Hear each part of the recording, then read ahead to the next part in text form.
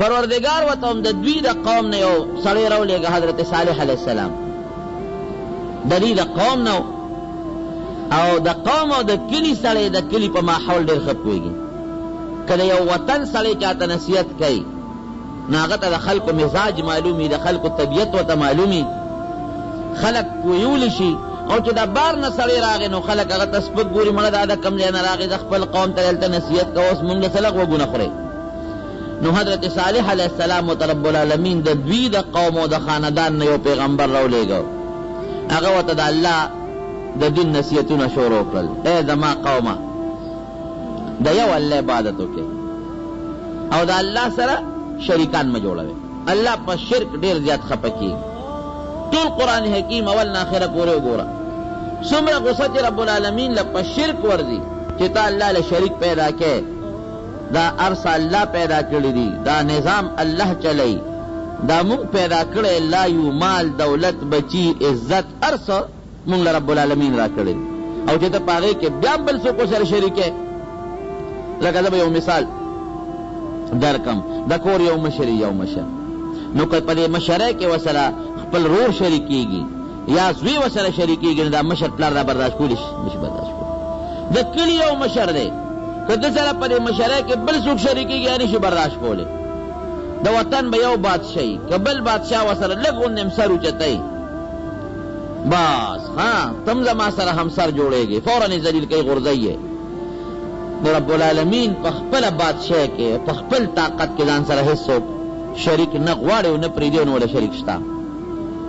نو صالح علیه السلام ورته نصیحت شروع کړه چې د الله خاطر وکړئ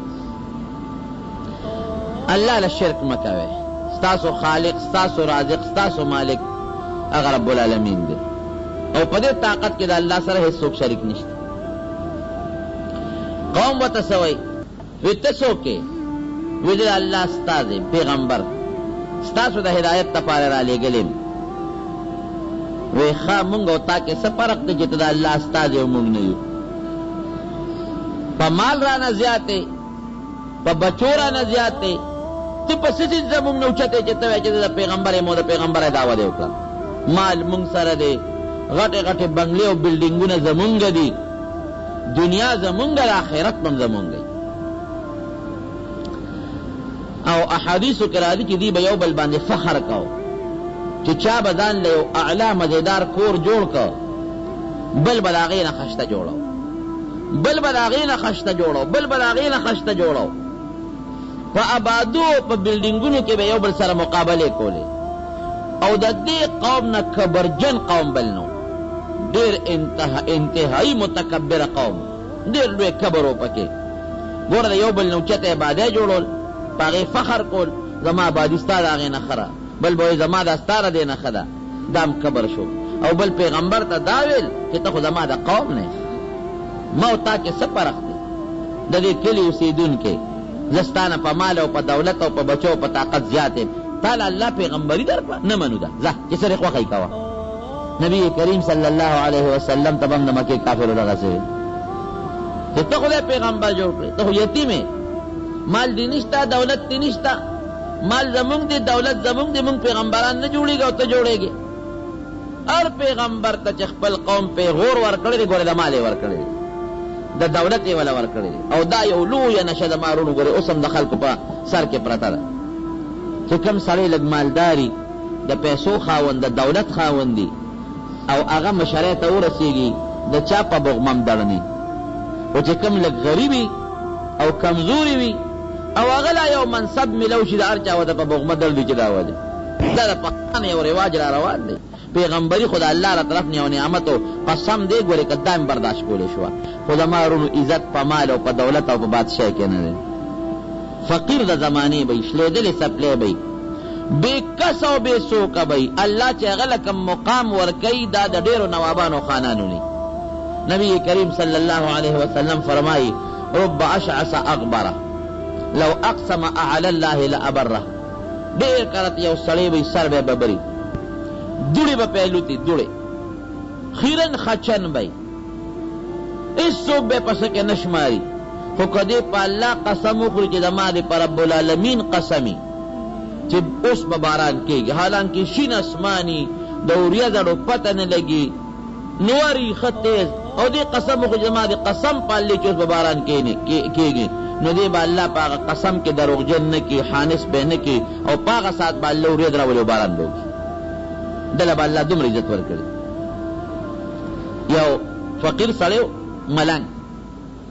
پلاره تېرېده سپلې شلېدلې دي یا نشته جامې شلېدلې دي صادر ارسې شلېدلې دي یو خار ته ورغی نو پخوا به د خار دروازې وې خو دا فقیر ملنګ نیک سړی دی دا زمونږ د فقیرانو بلنګانو په شانته نه چې دا کچکولې په غاړه کې بیزو یې ترخ کې یو چې په یو دغه کیسې به شپېلې هغه خلکو ته وي او خلکو نه سوالونه کوي هلکه بیزو راته ګډوم دا حضرتجي بابا ملنګ دی دا پلانکی بابا ملنګ دی دا ګڼ کپان دوکباز سوالګري حرام خواره نه ګوري دا سوال چې کوي دا حرام خوري سوال حرام دی دا ګناه ده او څوک ښکر وایو څوک وایي د بابا من راوړه څوک وایي د پلانکي من راوړه دا ګناه دی دا حرام دی هغه نیک سړی و الله ته نږدې انسان و یو ښار ته ورغی چې اوس څه ګوري د ښار ټولې دروازې بندې دي لین لګېدلې دی لین دلته ټانګو لین لګېدل هلته لاسونو لګېدلې دلته پیاده و دی د دې پېښور ښار هم پخوا دا مشران وي غټې غټې دروازې وي او د دې سپین ږیرو مشرانو نه مو اورېدلي وي چې ماښام به هغه دروازې بندېدې څوکیدار به پې ولاړ او سار به کولاوېدی ښار نه ګیر چاپېره وي یو لوی دیوال ته و چې څوک ډاکه ونه کړي نو دروازې بندې دي نو ده چا نه تپوس وکړه چې هلکه را دروازې ولې بندې دي وایي دا د بادشاه نه باز تښتېدلی نو بادشاه اعلان کړی چې دروازې بندې کې هسې نه دا باز چېته بار ونه ځي نو دروازې بندې دي او بار خلک په قطار ولاړ دي چې تر څو د بادشاه باز نی نیولې شوې هغې پورې دروازې نه کولاوېږي چې باز پیدا شي دروازه به کولاوېږي دې فقیر سړي یو سوړه سویلې وکړه او د ښار نه داسې بار ووته وی یا الله عجیبه نظام دی داسې سړی دی بادشاه کړی دی چې د پوندو پورې بې وقوف دی قمقل خر دا بادشاه دی باز ته دروازه بندوي اوس باز خو چې تښتي نو هغه اوسه ګډه چیلی نه چې په دروازه منډه کړي او نه سپی دی هغه له خو الله وزرې ورکړي دی او داسې وزرې دونه اوچت مزل کوي چې د باز نه اوچت پرواز یو مارغم نشي کولی په دې باز کې بیا خپل قسمونه دي دله دومره مضبوط طاقت په دې وزرو کې الله یې ښودی دی او په دې خپو کې پنجو په دې مخوکو کې چې دې دومره اوچت پرواز کوي چې دومره اوچت یو مرغه هم نشي کولی نو باز په دروازه خو نه بندېږي چې بې وقوف ورته دروازې بندې کړي دي باز خو چې تښتي خو چې یو وزر و اسمان ته به رسېدلي نیمې ته به رسېدلي تښتېدلی به وی الله داسې بې وقوف بادشاه که ده کې طاقتي او باز بندی نو په دې ښار د جال واچوي چې ونه تښتي دومره جال خو ده سره شته نه چې په دې ښار د پاسه یې واچوي نو بې وقوف دروازې بندې کړي دي یا الله عجیبه نظام او خدایي دی ده یاره واقعي د الله د خدایت او د رب العالمین د نظام ته بعضې وخت کې د انسان عقل نه رسي کار نه کوي خدا به زمونږ د عقل نقصان یې ګورې د الله خدایۍ کې فرق نشته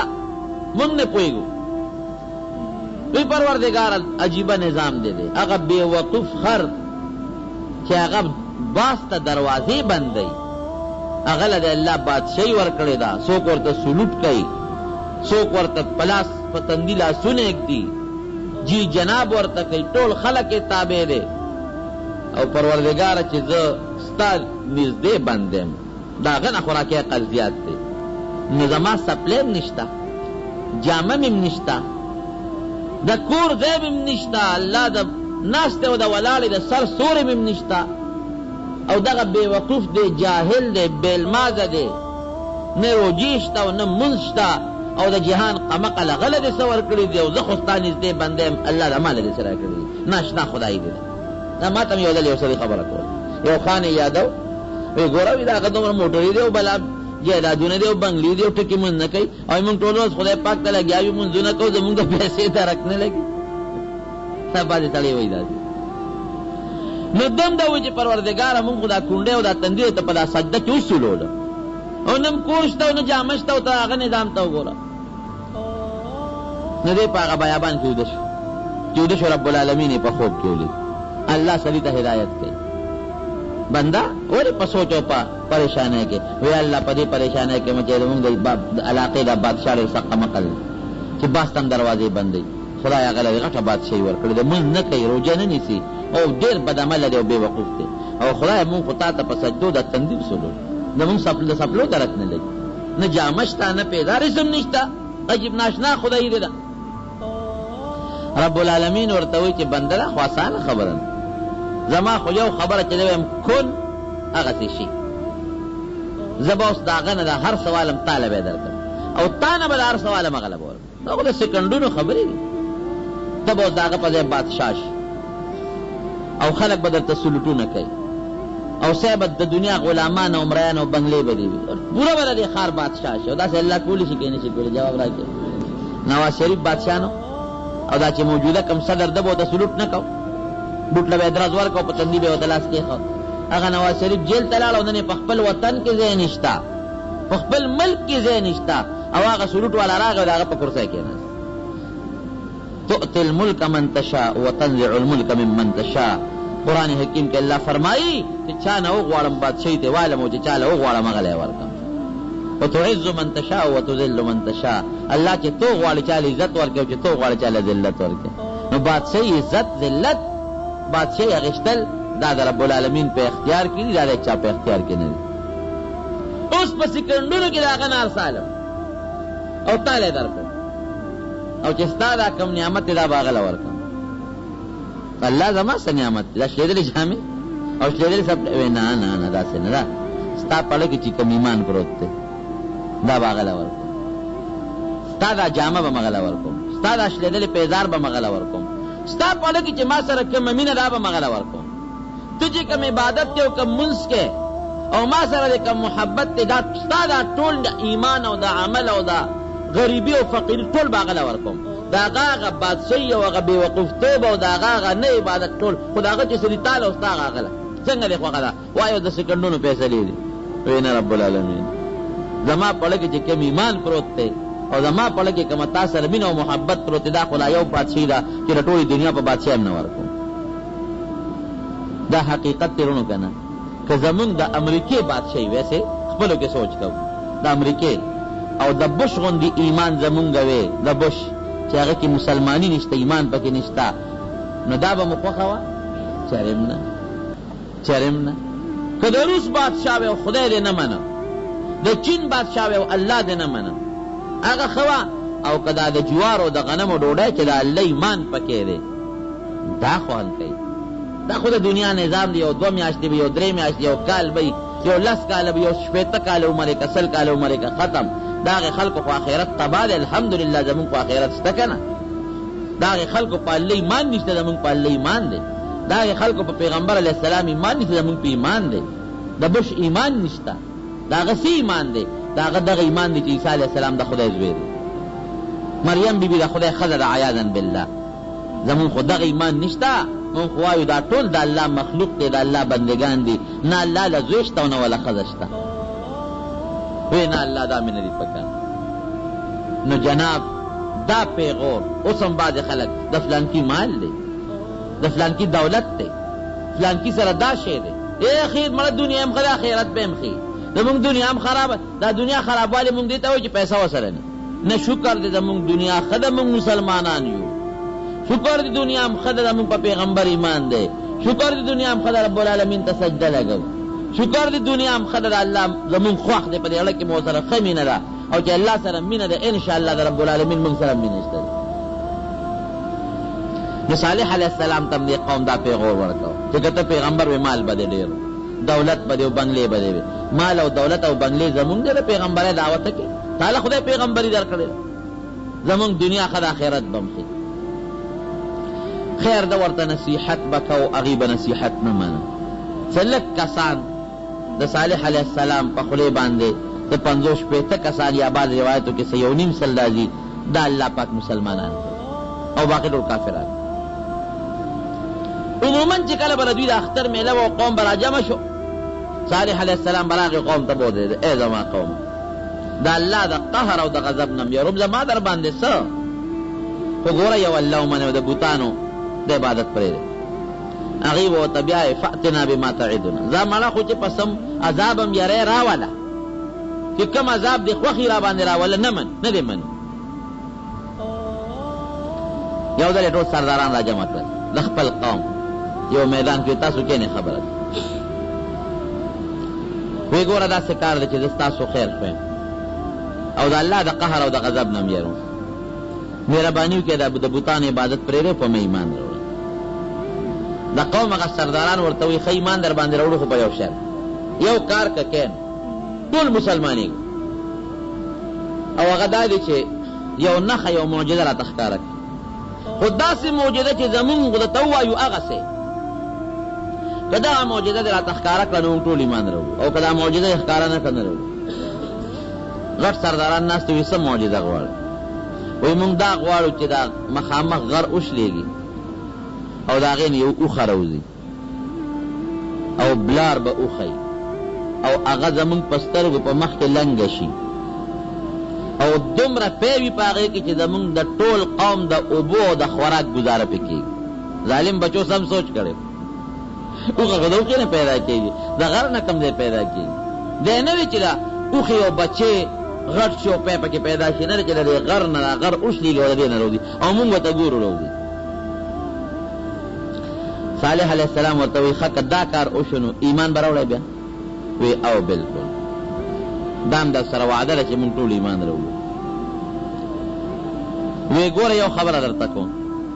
که الله دا معجزه ښکاره کړه او دا کار یې مو کړ او بیا هم تاسو نقصان وکړه ایمان هم راونړه یا د هغه معجزې بې عزتي مو کړه دا واورئ ګوره ټول به تباه کېږي. سوچ پې وکړئ. وی نه بس دا زمونږ وعده ده چې څه قسمه قسم وی او هر څه وی در سره کوو او ټول مسلمانېږو بس دا ستا د پیغمبرۍ او دلیل که دا شی ښکاره شو مونږ ته پته ولګي چې ته د خدای پیغمبر یې ځکه دا کار بغیر د الله نه بل څوک نشي کولی او که دا کار نه کېږي نو سر مه خوږوه. حضرت صالح علیه السلام رب العالمین ته وجلل چغې جوړې کړې پروردګار ته چې یا الله زما دا قوم زما نه دا معجزه غواړي الله دا معجزه مونږ ته ښکاره کړه او الله زه خو دې لپاره دا معجزه غواړم چې دا قوم ټول مسلمانان شي او دوی را سره وعده وکړه مسلمانېږي. رب العالمین ورته جبریل علیه السلام راولېږه چې دا سرداران کېناو او پوه یې کړه چې که دا اوښه خو زه درته اوس را پیدا کوم خو که دې له چا ګوتې یوړې پوه یې کړه چا زخمي کړه چا وشړله د خپل فصل نه نو فورا به دا قوم تباه کوم. دویم دا دی چې د دوی یو مخصوصه چینه وه د هغې نه به یې اوبه څکلې یو ورځ به د دې اوښې وي د اوبو او یو ورځ به د دوی د ټولو وی. کومه ورځ چې د دوی د دې اوښې د اوبو د څکو وي نو په هغه ورځ به نه د دوی ګډه راځي نه به چیلی راځي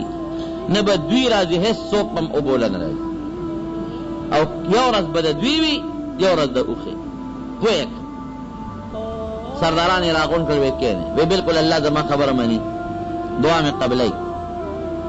دا اوښه را پیدا کوي خو په دغه شرط کم خوښي وی بلکل مونږ ته منظور دی. مفسرین لیکي احادیثو کې راځي چې مخامخ غر باندې زلزله غوندې راله وړقېده دې ټولو سردارانو ورته په خپلو سترګو کتل او چې وړقېده نو داسې اواز یې وکړه لکه اوښه چې لنګېږي او اواز کوي او اوچاو د هغه غر او د هغې نه اوښه راووته دوی ورته کتل مخامخ بلار به اوښه وه ښه غټه سربه د دې مخکې د هغې بچې پیدا شو. صالح علیه السلام د پړي نه ونیوله او د قوم سردارانو چې څومره د قوم مشرانو ټول ولاړو وی ها دا واخلئ دا د الله معجزه دا بغیر د الله نه بل څوک کولی شي نشي کولی او چې زما په دعا الله دا ارسو وکړل دا زما معجزه نه معجزه ویم دې ته چې د پیغمبر د لاس نه داسې یو کار ښکاره شي چې هغه د عام عادت او د عقل خلاف شي د عقل خلاف د عام عادت خلاف دا یو لویه نښه رب العالمین ما ته راکړه. اوس ایمان راوړی که نه راوړی نو د قوم بعضې سرداران هغې ایمان راوړو مسلمانان شو. بعضو وی مونږ خپلو ملګرو سره مشوره کوو چا وی یاره دا خو جادوګر دی جادوی را باندې وکړه خو خیر څه موده د اوښې ډېر قدر کوو یو بل ته به وی ګورې پام کوئ چې اوښې له ګوتې یو نه سي پر زړه کې خو پوه وو چې دا د الله معجزه پیغمبر معجزه ده اوخه څنګه اوخه اوخه کې د هر یو قسم رنګو پکې رنګ خشته مزینه مزیدار تور سپین شین زیړ بعضې دغه یې که نه دغه د تاسو وګورئ د طاووس ته چې هغه وزر اوچتې کې څومره خشته مزیدار ښکاري یا دا پړانګ تاسو لیدلې د هغه سرمن څومره مزیداره برګه بروګه خشته ښکلې ښکاري. نو الله تعالی په دې اوښه کې مختلف قسمه رنګونه پیدا کړو. دومره ډولې اوښه چې په مخ د ځمکه دومره ډولې څاروي چرته نو ځکه د الله په قدرت پیدا شوي. یو ورځ به راتله په د چینې اوبه به هغې څکلې چې په چینه به یې خوله کېښوده غټه سر به اوښه وه ټولې اوبه به یې وڅکلې بچي به یې ټولې اوبه وڅکلې دوی ته به اوبه نه پاتې کېدې. او بله ورځ به رب العالمین هغې له اوبه ورکولې داسې به نه وه چې د هغې اوبه به نه وې نه په بله ورځ به د هغوی باقاعده رالل منګي به یې ډک کړل لوښي به یې ډک کړل اوبه به کمېدې ورته نه د هغې انتظام هم پوره خو یو ورځ نمبر د اوښې یو ورځ نمبر د جو بل دا اوښه به سرېده په دې ټول دشتو بیابان په غرونو کې ګیا به یې خوړه چا ګوتې نه شو وروړی خو دومره هوښیاره وه چې چا به باغ کرلی و یا چا به خپل فصل کرلی و هغې له به یې خوله هم نږدې نه وړه هغه ګیا به یې خوړه چې کوم به په دې غرونو کې کېده هغه بوټو نه به یې ګیا خوړه چې کوم به د غرونو بوټي به و هغې کې به ګرځېده چا کې جرت نو چې چا منې کړې شوې چا منې کړې وې او یا چا ورته چوکه نیولې یا چا شړلې وې ټوله ورځ به وګرځېدله اوبه سرېدله ماښام به راله چې رابله د دنیا دا خلک به ورته پلین باندې ولاړو او چې تیله به یې وله ګوتې یوړې پی به ترې را روان شو دومره پی به یې کول چې د ټولو سمودیانو د نرو ښځو د بچو انتظام پکې و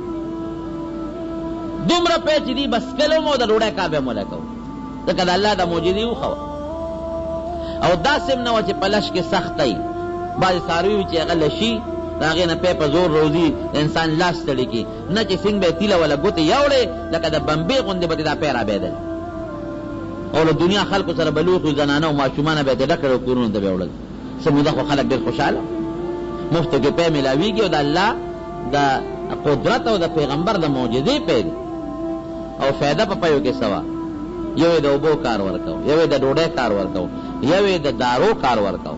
که د چا به تبه وه ورشئ هلې د اوښې پی راوړی اب یې پې وڅکل تبه به یې جوړه شوه کله چا په سر درد و هله ورشئ د اوښې پی راوړی زر به یې پی راوړل اب یې وڅکل سرخوږې به یې ښه شو چې چا ته به څه قسمه بیماري وه مشکلات به و غم به و تکلیف به و بس دا د یو بهتر پیو د پیغمبر د معجزې هغه به یې وڅکل هغه بیماري هغه تکلیف هغه غم هغه درد هغه خوب اب ورته رب العالمین جوړو خو خوشحاله راتلل به صالح علیه السلام ته به نږدې کېدل هم خوشحاله خو چې ورځې څومره تېرېدلې نو شیطان پکې کار شروع کړ بعضې سردارانو خو ایمان راونه دا پراپېګنډه جوړه شوه دا خو جادوګر دی مړه زمونږ اوښې ته ساجت دی مونږ سره خپل څاروي لږ دي څه زمونږ څاروي شته که نه زمونږ ډوډۍ ته ساجت دی زمونږ لږې ځمکې دي زمونږ لږې میوې دي څه چا به ویې مونږ د پیو نه سیکن شو لکه څنګه بني اسرائیلو ته به هغه من او سلوا راتل څه مودې وخوړل او بیا ویې یاره چې ته غنم او جوار او اوږه او مسور پکار دی او پیاز او دال پکار دی نو الله ورته وی ځای ورځی دغه ښار ته چې دال او مسور هم خوښ دي خدایم بې خو باسه بني اسرائیلو ورځی پې همغه یې نصیب شو دغه رنګې بعضې به یاره بس مونږ په پیو څه کوو لږ پی خو نه دي چا به وي زمونږ د غر هغه ګیاګانې او خوراکونه ټول خلاص کړل چا به وي یاره زمونږ نه یو ورځ اوبه څکي دا بانې جوړه شو پراپېګنډه جوړه شو خو ګوتې چا نه شوې وروړې که چا به ویله که دا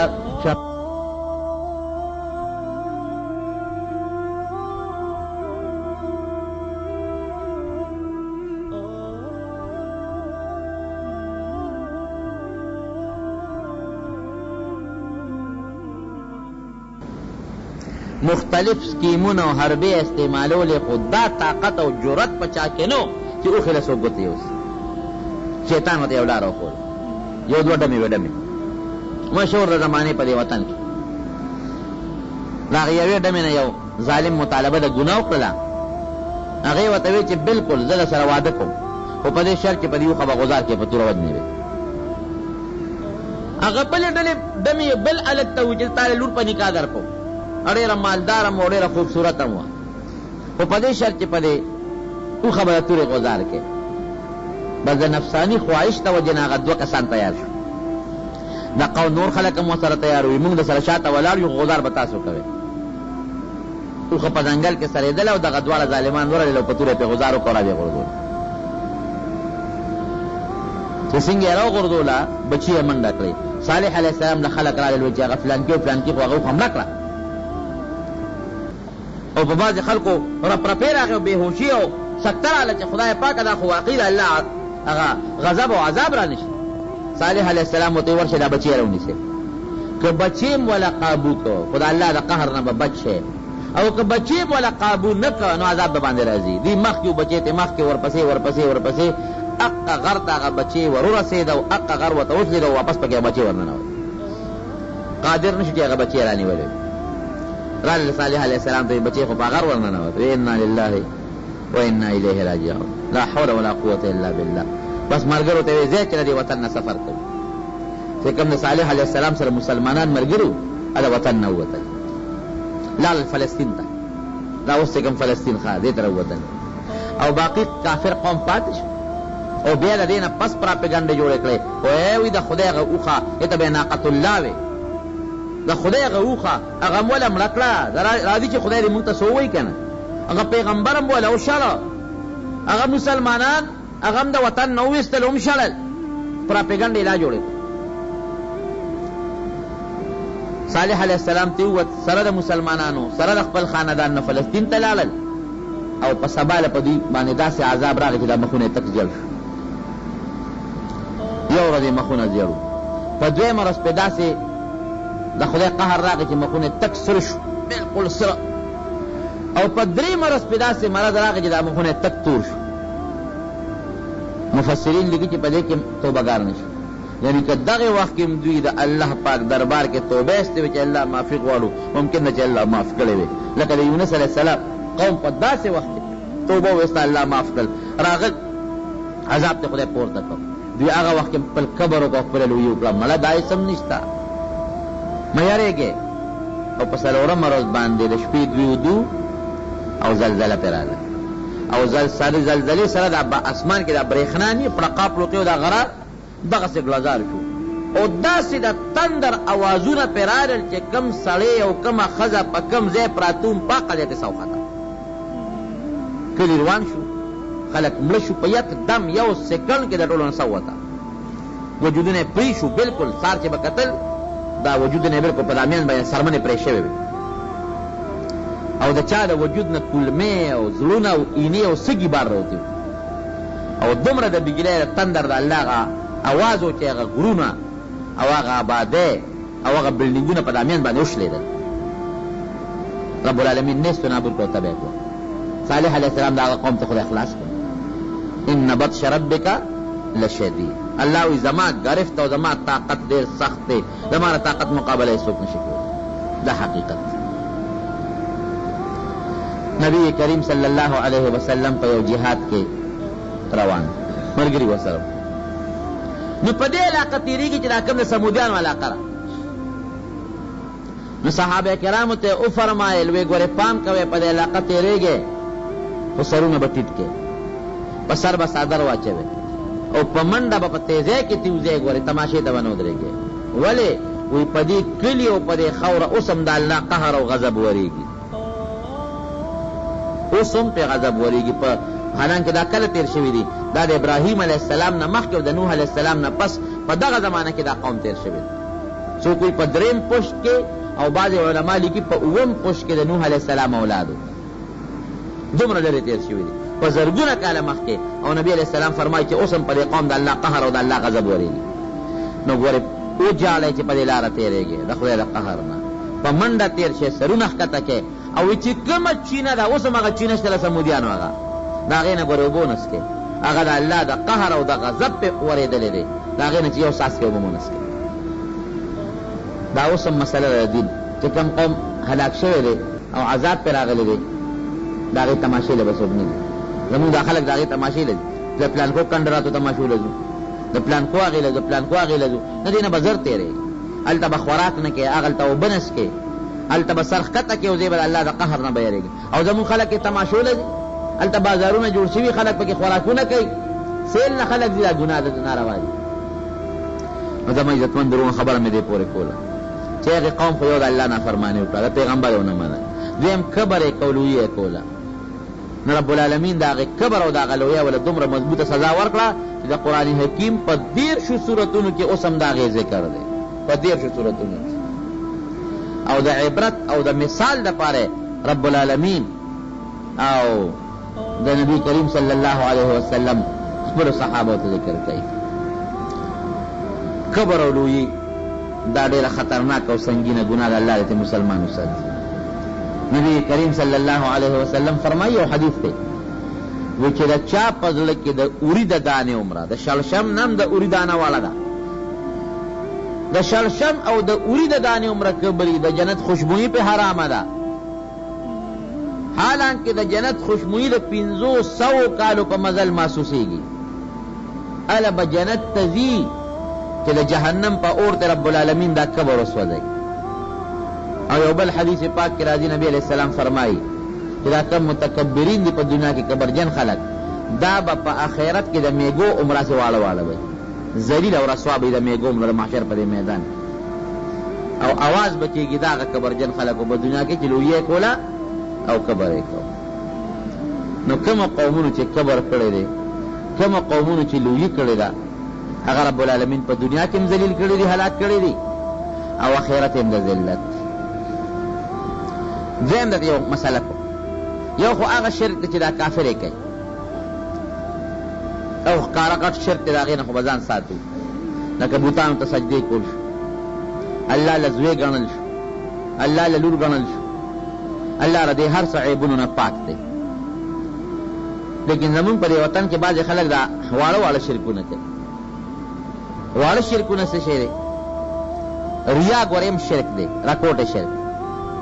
نبی کریم صلی الله علیه وسلم فرمائی ان اخوف ما اخاف على امتی الشرک الاصغر، ډیر د یاري سیز چې زه په خپل امت یریږم هغه راکوټه شرک دی. قالوا وما الشرك الاصغر یا رسول الله، دا الله رسول راکوټه شرک څه شی دی؟ قال الرياء والسمعه، یو کار دی لکه چې خلک یې وویني او د شهرت لپاره یو نیکي کوي، دی د شرک وایي. عبادت سړی الله له کوي، نو چې ته د عبادت دې لپاره کوي چې خلک ووایي چې دا عبادت گزار دی، نو په هغه ښودنه کې د ځان سره الله سره بل شریک کړه، دا خو ته الله ته ښیې، د الله په ځای مخلوق ته مخه. د قیامت پر ورځ به یو سړی راولي، رب العالمین به ورته فرمایي تا څه عمل کړی؟ وی الله ما خو ډېره لویه صدقه کړې ده او ډېر مالونه مې ستا په لار کې خیرات کړي دي. الله به فرمایي او اتا کړي دي خو زما د رضا دپاره نه، هغه دې دپاره چې خلک وایي چې دا پلان کې سخي دي، دې له دې کړي. نو تا ته په دنیا کې هغه خپله میوه میلاو شوې د خلکو ویلي دي چې پلان کې سخي دي، دلته آخرت کې هم نشته، ورغورځوی جهنم. بل سړی به راولي تا څه کړي دي؟ الله ما جهاد کړی دی، بلا جهادونو بلا کافر مې وجلی دی. رب العالمین به فرمایي او تا کافر هم وجلی دی، جهاد دې هم کړی دی، خو هغه تا دې له کړي چې خلک وایي چې دا فلان کې ډېر لوی بهادر دی، او هغه په دنیا کې خلکو ویلي دي درته، آخرت کې هم نشته، وروی غورځوی جهنم ته. بل سړی به راولي تا څه کړي دي؟ الله ما خو ډېر منځونه او ډېرې روجې او دسونه کړي دي. وی او تا کړي دي خو ماله نه چې زه رضا شم، تا دې لکړي چې خلک وایي چې فلان کې ډېر عبادت گزار دی، او چې څه دپاره دې کړي دي په دنیا کې راته هغه میوه میلاو شوې د خلکو درته ویلي دي، وروی وړې جهنم ته. ما خو قرات او قرآن ویلی دی. وی او اتا دې له ویلي چې خلک وایي چې فلان کې خشته قاري دی، ښکلی اواز یې دی، درته خلکو په دنیا کې ویلي دي، هغه نتیجه میوه راته ګټلې ده، وروی وړې جهنم ته. نو د ریا د کار نه به ځان ساتئ. نفلي عبادت کې ریا کېږي، ښه په فرضي کې نه. فرض مونځ خو به د خلکو مخکې کې، په هغې کې ریا نه. فرض روژه خو د خلکو مخکې، فرض حج د خلکو مخکې کې، هغې کې ریا نه. نفلو کې ریا. نفلي عبادت که صدقه ده، که نفل دي، که پټه روژه نفلي نیسې، که تهجد کې، هغه د خلکو نه پټ کوه، چاته ښکاره کوه. دویم که زیارتونو له ځې، غوښتنه به د زیارت ته نه کې، غوښتنه به د الله نه کې. او که دا دې وي چې ای زیارت ته ماله زوی به راکې، پلانکې زیارت به مې جوړی، پلانکې بابا به مې جوړی، دا هم شرک دی. ګوره دا غټه ګناه ده. په دې الله خفه کېږي. زیارتونو لتلل یو سړی د شریعت مطابق زی بالکل لتلی شي، لاړ شي عبرت لپاره لاړ شي، هلته دعا به ورته وکړې د خدای نیک بنده دی چې د هغه هغه نیکي در مخکې شي، ممکن د تا کې هم خدای پاک د نیکۍ اثر پیدا کړي. خو دا به نه وي چې زیارت ما به جوړی یا کاڼې راوالې او جبه به ټکې او یا درب وله غوټې ورکړې چې یو غوټه مې ورکړه یو ځای به مې کېږي که دوه مې ورکړې دوه دامن به مې کېږي. دا قصې پیسې ټولې غلطې دي. دې ځای نه به تور چیرې والي او څوک پیر بابا له څوک کاکا صاحب لدي. دا مې د پیر بابا منه ده د کاکا صاحب. منښتي چې کوی یو د الله به کوی. ګوره د بنده منښتي منه ده. منښت عبادت عبادت د الله په کار دی، د بنده نه. د الله په نوم خیرات وکړه، ثواب یې که پیر بابا ته بخې که کاکا صاحب ته بخې او بخه ورته، که نورو مړو ته بخې ثواب ورته بخلی شي. منښت به د الله په نوم کې، ذبحه او څاروي به د الله په نوم حلالې. غوښتنه به د رب العالمین نه کې، جوړونکې، بچې ورکوونکې او عزت ورکوونکې، مال ورکوونکې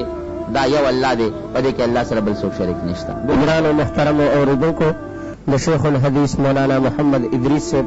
په دې 177 نمبر کیسټ کې تاسو د حضرت صالح علیه السلام واقعه واورېده. دا به تاسو ته پېښور ښار کې نورون کچري ګیټ اشرف روډ سره فقیر خان ناصر خان کیسټ هاوس کې د ناصر خان او حیدر خان سره ملاویږي. ټیلیفون نمبر دی 255 29 12. स्पेशल फरमाइश बनात खान हाफिज बशीर जान अरमानी. मोबाइल नंबर में दे 0321 90 24 722. دا عامه قاعده ده چې یو دشمن کله په مسلمان باندې د ظلم اراده لري نو د هغه مسلمان نه یو سړی راوچت کړي او هغه له پیسه میسه او اختیارات ورکړي او په هغه یې ووایي. دشمن بالذات مسلمان نشي والی. دشمن که مسلمان وي د مسلمانانو کې یو وله پیدا کړي او منافق را پیدا کړي، هغه منافق باندې دا مسلمان وي. دا عامه قاعده ده، پخوا د زمانې دا قصه را روانه ده. نو فرعون بني اسرائیلو باندې خو به ظلمونه کول، نو د بني اسرائیلو نه د موسی علیه السلام د تره زوی قارون یې راوچت کړ. وایي ته د قوم سړی او بس ته لګیا اوسه او د بني اسرائیلو کې کار کوه. هغې د بني اسرائیلو نګران مقرر کړی و، هغه په ډېر انتهایي ظلمونه کول. بادشاه ته به یې لېږل، ډلې ډلې مقرر کړی و چې تاسو به د بادشاه خدمتونه کوئ، څوک به لښتي صفا کوئ، څوک به وله متیازې غورځوئ، څوک به وله زمیندارۍ کوئ، څوک به وله ګیوډي راوړی، خشاکونه به وله راوړی، څوک به لارې کوڅې وله جوړوئ، ښځې به یې د هغوی د کورونو خدمتونه کوئ. ډېر دا قانون په دې مقرر او مال او دولت دومره د سره و چې په احادیثو کې راځي، بلکې قرآن حکیم کې الله فرمایي چې دومره دولت ورسره و چې د کنجانې د جرندو به یو لویه ډلې په چې چتبتنو کنجانې به په یو مضبوطې ډلې ځان سره په اوږو باندې او په څاروو ګرځولې. دا کنجانې خو نه وې لکه زموږ دا اوسنۍ کنجانې چې کومې دي. دومره دولت ورسره لویه ډله، هغه صرف په دې مقرر وه چې د قارون د خزانو کنجانې به ګرځوې، هغې به چابیانې ګرځولې. نو چې کله خدای پاک فرعون غرق کړ او بني اسرائیل ووتل، دې مسله لاړ. خدای خو منافق همغه د زړه نه بغض د موسی علیه السلام سره پورې او په دې هم خفه و چې زه مالداره یم، زما دولت هم شته، زه مشر یم. او ځکه موسی علیه السلام له خدای پاک پیغمبري ورکړه، نو د موسی علیه السلام د ورور د هارون ولې پیغمبر دی، هارون علیه السلام. په کار دا وه چې د ده په ځای باندې زه پیغمبر شوی وم. دی هم یو بغض او حسد و د موسی علیه السلام سره چې دا کشر راغی او د له پیغمبري مې نه شوه او بیا د خپل نور پیغمبر کو زه د ته زوی یم او مال ما سره، دولت ما سره دی، ما له نبوت رانه که دا ولې. حالانکې دا نبوت دا د چا خپل اختیاري شیز نه دی، دا د الله خو خلق. الله یعلم حیث یجعل رسالته. الله قرآن کې فرمایي هغه ځای ما ته معلوم دی چې کوم ځای کې د پیغمبري ورچوم. یو زمیندار دی په ځمکه کې کار کوي، نو هغه په خوره ځمکه کې چرم کار نه کوي، هغه تخم خوري. هغه ځمکه کې کار کوي چې هغه جوړه ځمکه وي، خوږه ځمکه وي، بیا نور هم پاکه او جوړه کړي، د هغې نه پس پکې غنم کري. یعنې په دې دش بیابان قیمتي ځمکه ده، سړک په غاړه ځمکه ده او د مرلو ځمکه ده، خو یاره ډاګه میدان دی، نو چا پکې غنم نه کرل. دا څوک نه دی چې دا ځمکه قیمتي ده دې کې غنم کرو. نه، هغه ځمکه کې قیمت ته څوک د ځمکې نه ګوري. راشه دا پېښور کې مې 10 مرلې یا 15 مرلې پلاټ واخېست او دا خو ډېر قیمتي به 15-16 لکه وشو، دې کې به غنم کرم. دې کې څوک غنم نه کوي، قیمت یې زیات دی خو د غنمو قابله نه ده. دغه رنګ یو سړی مالدار دی، نو یو زمیندار سړی هغه ځای کې غنم کوي چې هغه ته پته ده چې دا غنم زرغونی. رب العالمین به پیغمبري غوندې لوی نعمت هغه چاله ورکوي چې هغه ته الله ته پته وي چې دا وجود د پیغمبرۍ قابل دی، سخت هم برداشت کولی شي، تکلیفونه هم د قوم برداشت کولی شي، او ما ته هر وخت جاړي به او د قوم دپاره د هدایت یو ذریعه به وي. تاسو وګورئ د پیغمبرانو حالات.